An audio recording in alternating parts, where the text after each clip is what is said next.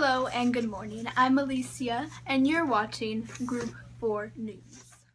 Live from San Jose, this is Group 4 News. On April 4th, 1933, in Decatur, Alabama, a trial began for the Scottsboro boys. And Mrs. Price began her story about how she was raped. First, what started this whole incident?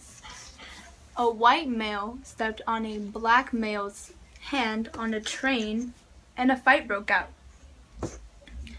And the only two white males on the train jumped off, and two white females remained and claimed to be raped. The Great Depression had struck, jobs were being lost, and unemployment rate increased by over 20% in 4 years and remained in This was also during the swing era or jazz era, and movies during this time were mostly fiction, such as Frankenstein. Women dressed conservative and men dressed very dapper. Women during the time worked, but obviously for not the same amount of money as men, and once the Great Depression had struck, they were paid even lower. But the most important segment of this time period is the treatment of minorities and racism. Minorities were the first to lose their jobs during the Great Depression.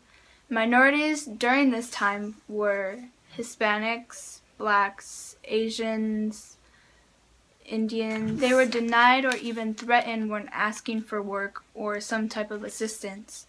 Violence against minorities increased during the 1930s, and minorities were treated even more unfairly than before.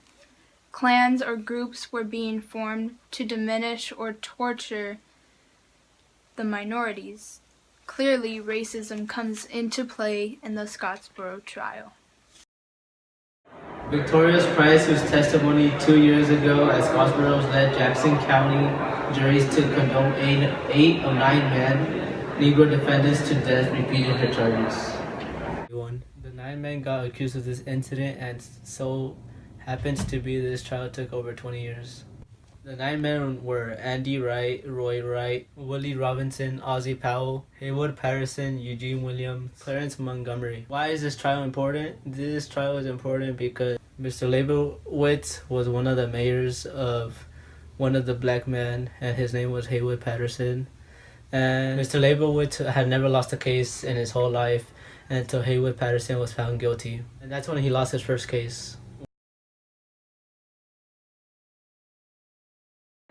This matters because we're all human beings and we're all equal to one another no matter what, even though we have different skin tone and all that.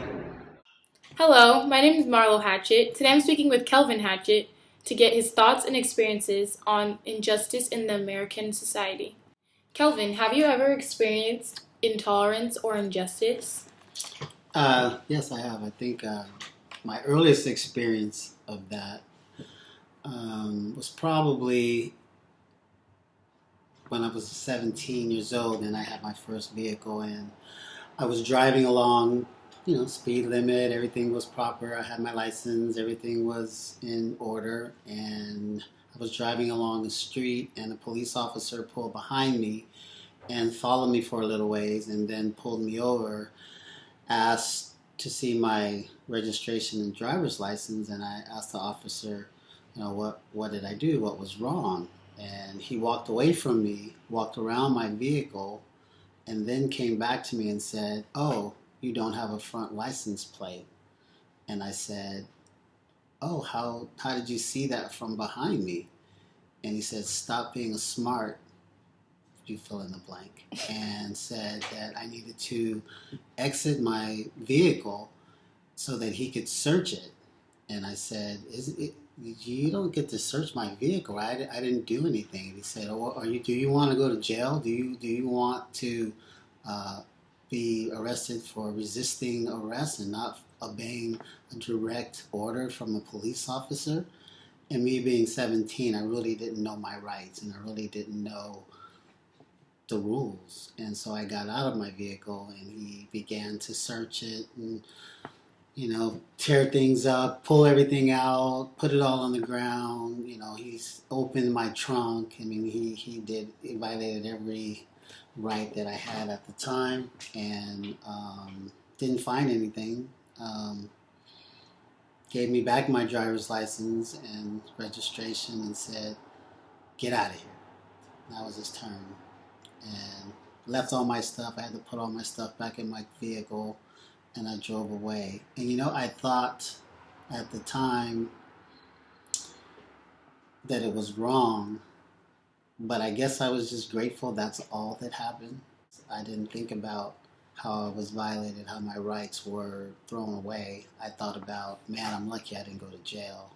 And I just don't think a 17-year-old boy should have that view that, I had the right of everyone else to drive where I was driving um, within the law. And as long as I wasn't breaking any laws, I should have had the freedom to drive about normally through the course of my day.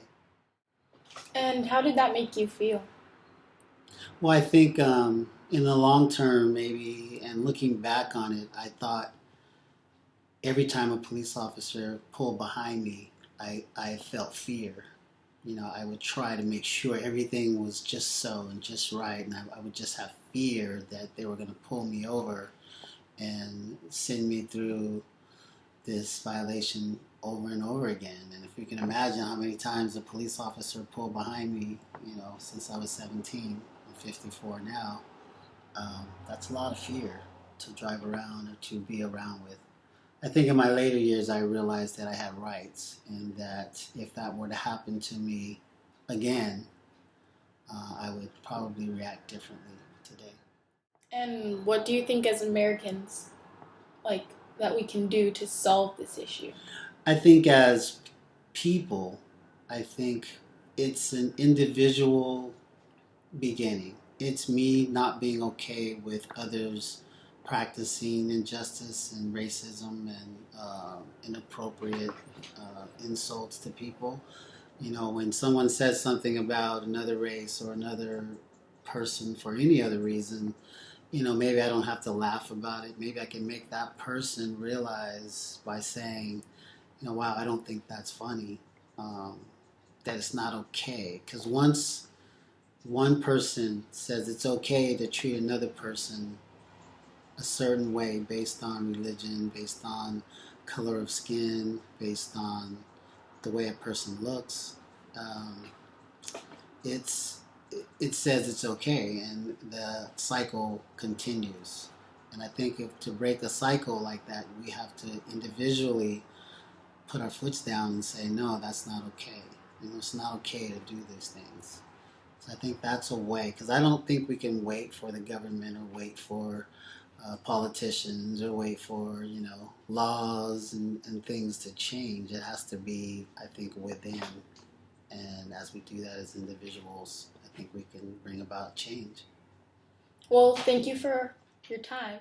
A solution to end the racism and discrimination towards everyone is to have leaders that are open-minded and fair to everyone, whether they're a different gender, race, sexual orientation, and they can't be one-sided. They have to weigh out the odds. The solution of social injustice is to change ourselves within and to realize that we should not judge people based on race, religion, or sexual orientation. I believe that people who are supposed to portray justice shouldn't be unjust and unfair to anyone for any reason. We should try and limit the people who go into jobs of authority, like judges and police officers. I think the solution to this problem is for everybody to be treated equally, since we're all human beings and we shouldn't be racist to one another.